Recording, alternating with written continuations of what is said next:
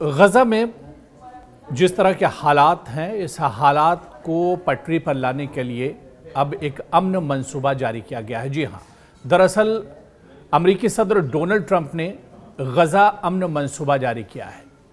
آخر یہ امن منصوبہ ہے کیا کچھ؟ اور بڑا سوال یہ اٹھتا ہے کہ کیا حماس اس امن منصوبے کو قبول کرے گا؟ یعنی حماس کیا اس امن منصوبے پر ایک طرح سے راضی ہوگا؟ یہ بہت اہم ہوگا۔ لیکن آخر ٹرمپ کا غزہ امن منصوبہ کیا ہے اور کون کون سے اہم پوائنٹ اس منصوبے میں رکھے گئے ہیں؟ دراصل اسی کو ہم سمجھنے کی کوشش کریں گے۔ غزہ امن منصوبے کو اگر ایک ایک کر کے اور ایک ایک پوائنٹ کے حساب سے ہم سمجھتے ہیں تو ظاہر سی بات ہے یہ منصوبہ ہمیں بہت اچھے سے سمجھ میں آ سکتا ہے۔ اس منصوبے میں جو باتیں رکھی گئی ہیں ان میں کچھ باتیں بہت اہم ہیں کہ غزہ کو ایک انتہا پسندی اور دہشت گردی سے پاک علاقہ بنایا جائے گا جو اپنے ہمسایوں کے لیے خطرہ نہ ہو۔ اسی طرح سے غزہ کو دوبارہ تعمیر کیا جائے گا تاکہ غزہ کے عوام کو فائدہ پہنچے جو پہلے ہی بہت زیادہ قربانیاں دے چکے ہیں۔ اگر دونوں فریق اس تجویز پر متفق ہو جاتے ہیں تو جنگ فوراً ختم ہو جائے گی۔ اسرائیلی افواج متعین لائن تک پیچھے ہٹ جائیں گے تاکہ یرغمالیوں کی رہائی کی تیاری کی جا سکے۔ اس دوران تمام فوجی کارروائیاں بشمول فضائی اور توپ خانے کے حملے معطل رہیں گے اور محاذ کی لائنیں جمی رہیں گی جب تک مکمل انخلا کے حالات پورے نہ ہو جائیں۔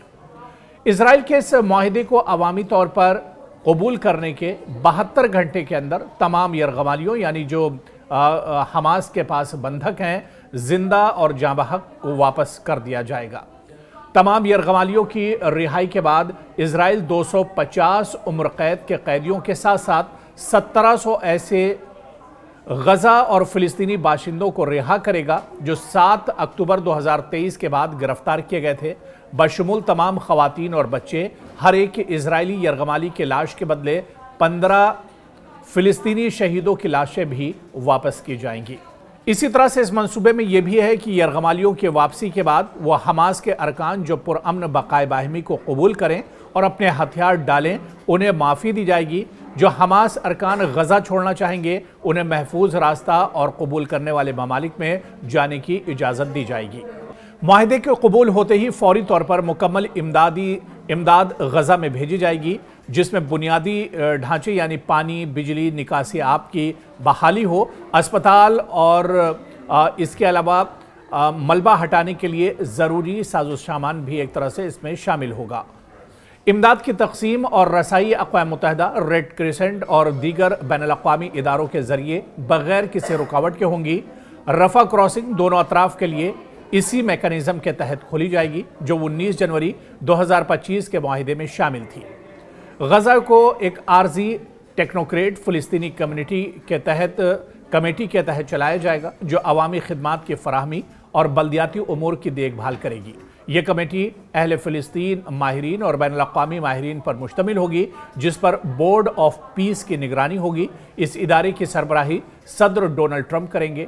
دیگر عالمی رہنما بشمول ٹونی بلیئر کو شامل کیا جائے گا۔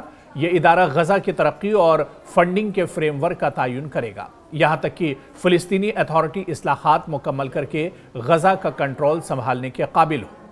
غزہ کی تعمیر نو کے لیے ٹرمپ اکنامک ڈیولپمنٹ پلان تشکیل دیا جائے گا جس میں مشرق وسطیٰ کے جدید شہروں کی طرز پر ترقیاتی منصوبے تیار کرنے والے ماہرین بھی شامل ہوں گے۔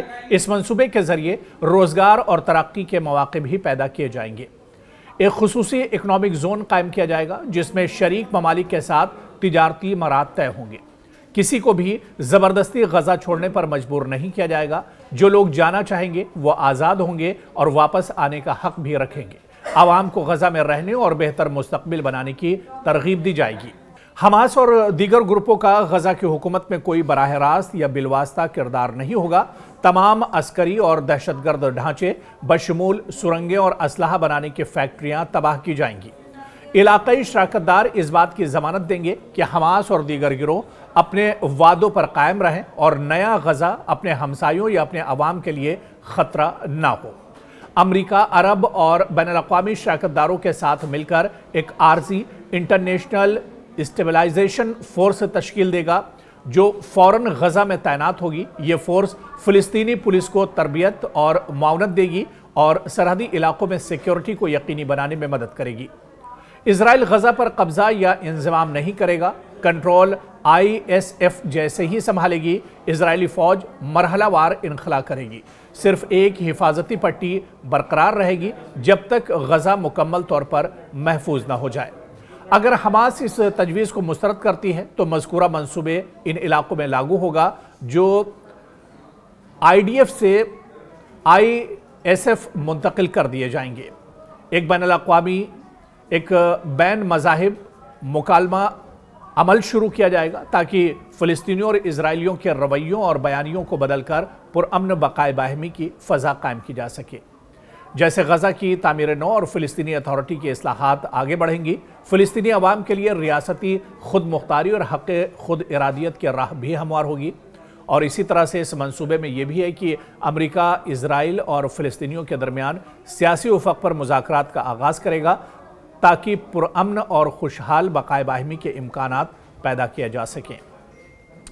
तो ट्रंप का गजा अमन मंसूबे में दरअसल यही तमाम पॉइंट्स रखे गए हैं, लेकिन बड़ा सवाल ये होता है कि क्या हमास इस गजा अमन मंसूबे को एक तरह से मानेगा। और ख़बर मशरिक़ वस्ता से ये भी आ रही है कि कई ऐसे मुस्लिम ममालिक हैं, कई ऐसे इस्लामिक ममालिक हैं जो एक तरह से ट्रंप के गजा अमन मंसूबे को उन्होंने कबूल कर लिया है, स्वीकार कर लिया है। लेकिन बड़ा सवाल ये है कि ये अमन मंसूबा यानी गजा के लिए, फ़िलिस्तीनियों के लिए बन रहा है, लेकिन जो इसका सबसे अहम फैक्टर है यानी हमास, क्या वो इस अमन मंसूबे को मानेगा।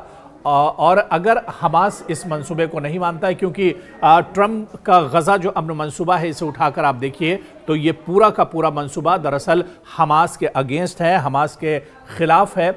ऐसे में अगर जिस तरह से इस मंसूबे में कहा गया है कि हमास इस मंसूबे को नहीं मानता है, क्योंकि हमास को ही दरअसल ख़त्म करने के लिए ये पूरा मंसूबा दरअसल तरतीब दिया गया है। और ऐसे में गजा अमन मंसूबा कई सवाल छोड़ जाता है कि क्या इस तरह के हालात में गजा अमन मंसूबा जो है वो कामयाब होगा या नहीं, या फिर आने वाले दिनों में क्या कुछ शक्ल अख्तियार हो सकती है, क्योंकि ट्रंप का ये गजा अमन मंसूबा एक तरह से आगे का लाही अमल तय करेगा। लेकिन अगर हमास इस पर तैयार नहीं होता है तो फिर क्या ये जंग इसी तरह से जारी रहेगी? क्या गजा के हालात इसी तरह से बने रहेंगे या आने वाले दिनों में गजा के हालात और ज़्यादा ख़राब हो सकते हैं? यानी अब देखना यह अहम होगा कि ट्रंप ने जो गजा का पीस मंसूबा और अमन मंसूबा जारी किया है, इसके नताइज आने वाले दिनों में निकल कर क्या कुछ आते हैं।